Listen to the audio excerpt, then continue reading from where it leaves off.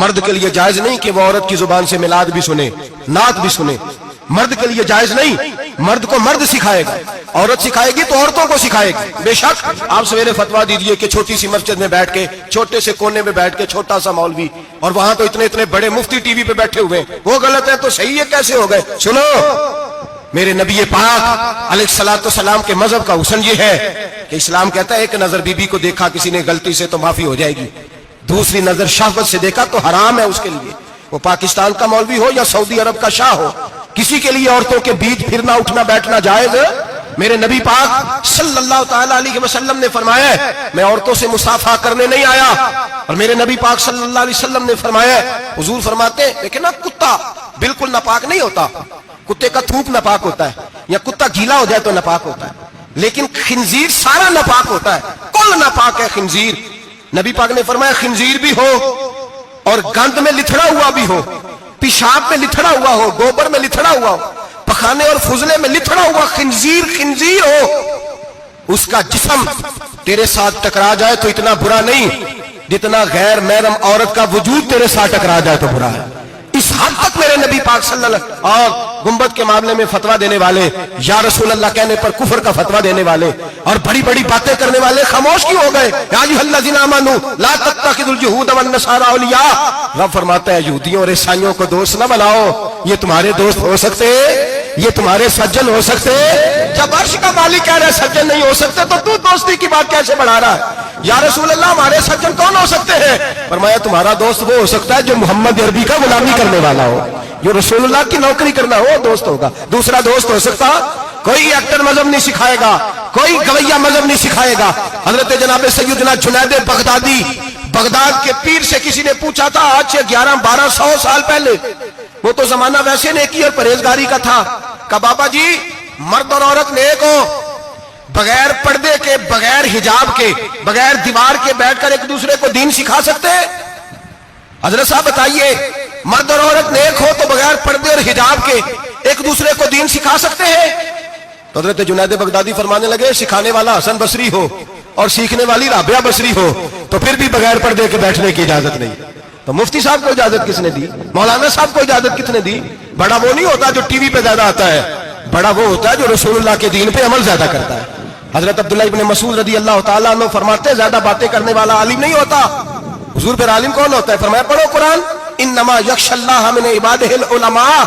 فرمایا بڑا عالم وہ ہوتا ہے جو اللہ سے زیادہ ڈرتا ہے، اس لیے کہ رب فرماتا ہے میرے بندوں میں سے جو عالم وہ ہیں جو اللہ سے زیادہ ڈرتے ہیں، خوف رکھتے ہیں. تو میرے بھائی رمضان المبارک میں بچنا ہے، پرہیز کا وقت ہے، تو کوئی شخص بھی کوئی شو نہ دیکھے، میری منت ہے آپ حضرات، کوئی شو نہ دیکھے. عورت کا تو پردہ ہے تو ہمیں تو تماشے پہ لگا دیا گیا، عجیب قسم کے ایکٹر آ گئے اور مذہب سکھا رہے ہیں. میری اپیل ہے آپ سے کہ سحری افطاری کے وقت ٹیلی ویژن بند رکھیں. کیا چیز کھول کے رکھیں؟ یا قرآن کھول کے رکھیں یا رسول اللہ کا فرمان کھول کے رکھیں.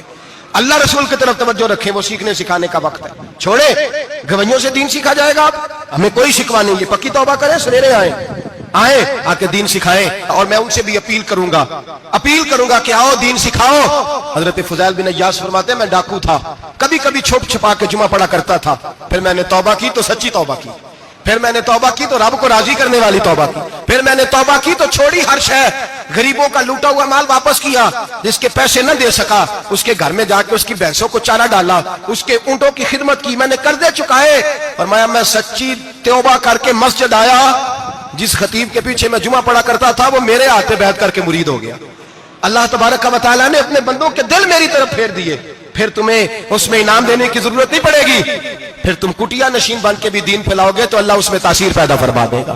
تو روزے کا معنی رکنا ہے. روزے کا معنی بولیے، روزے کا معنی رکنا. کس سے؟ جھوٹ سے، غیبت سے، بدی سے، بد نگاہی، کھانے پینے.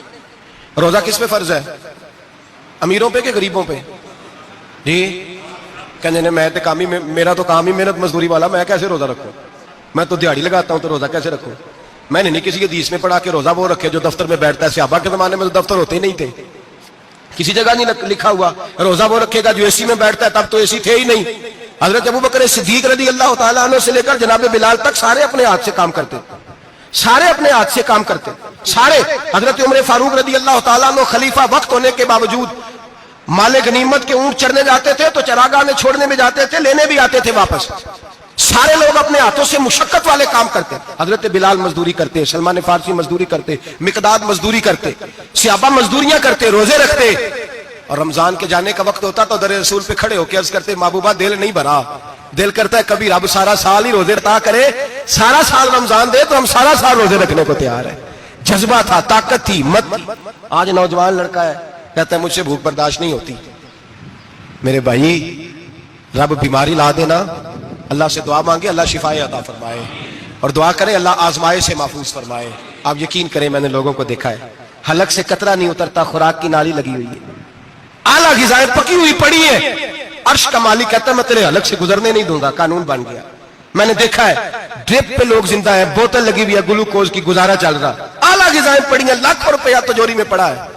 مالک کہتا ہے تو نہیں کھا سکتا, تو وہ کھانے نہیں دیتا, نہیں کھانے دیتا. ایک شخص یورپ کے علاقے کا, میں کسی کالم نویس کا پڑھ رہا تھا, وہ کہتا میری خربوں میں جائیداد ہے لیکن میرے معدے میں ایسی تکلیف ہے کہ میں آٹے کچھ